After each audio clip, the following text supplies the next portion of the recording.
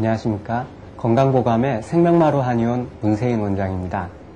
오늘은 구안화사에 대해서 알아보도록 하겠습니다.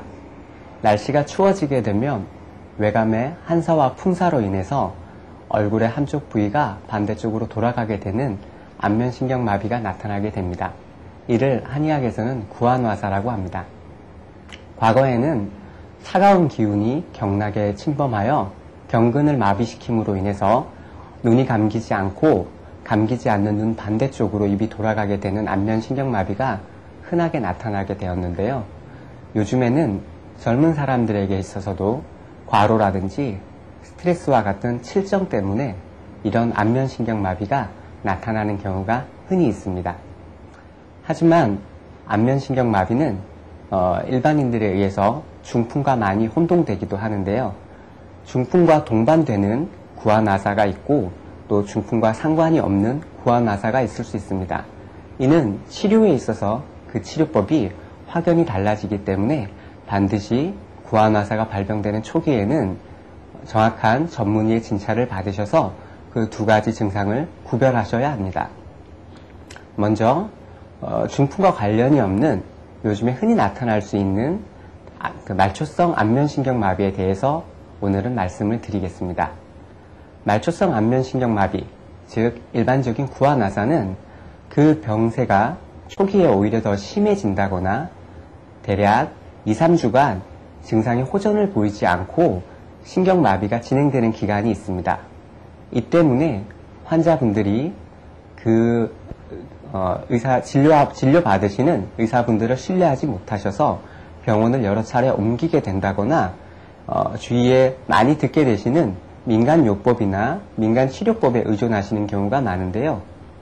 이런 경우에 그 치료법들은 민간치료법들은 그 치료 효과가 미비하거나 많은 부작용이 있는 경우가 있을 수 있기 때문에 각별히 주의를 하셔야 됩니다. 그럼 구안화사의 구체적인 치료법에 대해서 알아보도록 하겠습니다. 가장 흔히 사용되는 치료법은 침술과 전기침요법입니다. 이는 마비되어 있는 경근을 풀어주기 위해서 경혈에 침 자극과 전기 자극을 주는 것으로서 안면신경마비를 풀어주는데 가장 좋은 효과적인 방법입니다. 두 번째는 한약을 복용하는 방법입니다.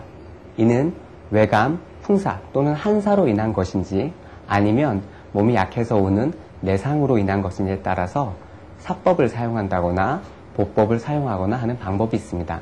하지만 이 두 가지 방법은 전문의의 진찰을 받으시는 게 무엇보다 중요합니다. 다음은 댁에서 가볍게 하실 수 있는 온열요법과 마사지요법에 대해서 구체적으로 살펴보도록 하겠습니다.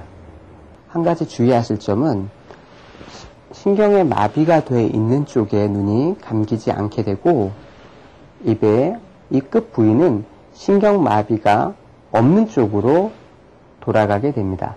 즉 온열요법으로 마사지 하시거나 찜질을 하실 때는 입 끝이 돌아가 있는 쪽이 아니라 반대로 이완되어 있는 쪽을 해주시는 것이 좋습니다.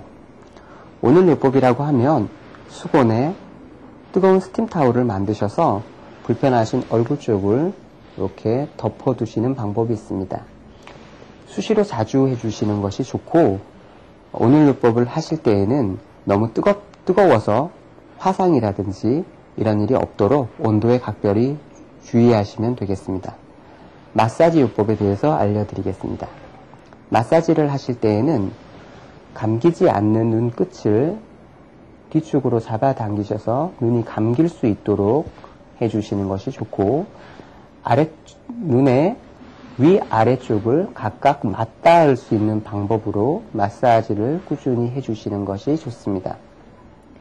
입 끝은 옆쪽으로 당기셔서 돌아가 있는 입이 원래 위치로 올 때까지 마사지를 꾸준하게 시행해 주시는 게 좋습니다. 또 한 가지 방법이 환자분 스스로 거울을 보시고 아의 이오우 등 입모양을 운동하시면서 움직이지 않는 부위의 입 끝을 입 모양이 온전한 동그라미 모양이 되도록 바깥쪽으로 당겨주시면 되겠습니다. 하지만 마사지 요법 중에 안면신경마비에 람세이헌트 신드롬이라고 해서 경혈과 경락에 습열이 유주해서 생기는 질환이 있습니다. 이는 처음에 수포나 발진, 발적, 종통, 극심한 통증이 동반되게 되는 경우가 많은데요. 이런 경우에는 오히려 오늘 요법이 증상을 악화시킬 수 있기 때문에 무엇보다 초기에 적절한 진찰을 받으시는 게 중요하겠습니다. 날씨가 추워지게 되면 많이 나타나게 되는 오늘은 안면마비에 대해서 알아보았습니다.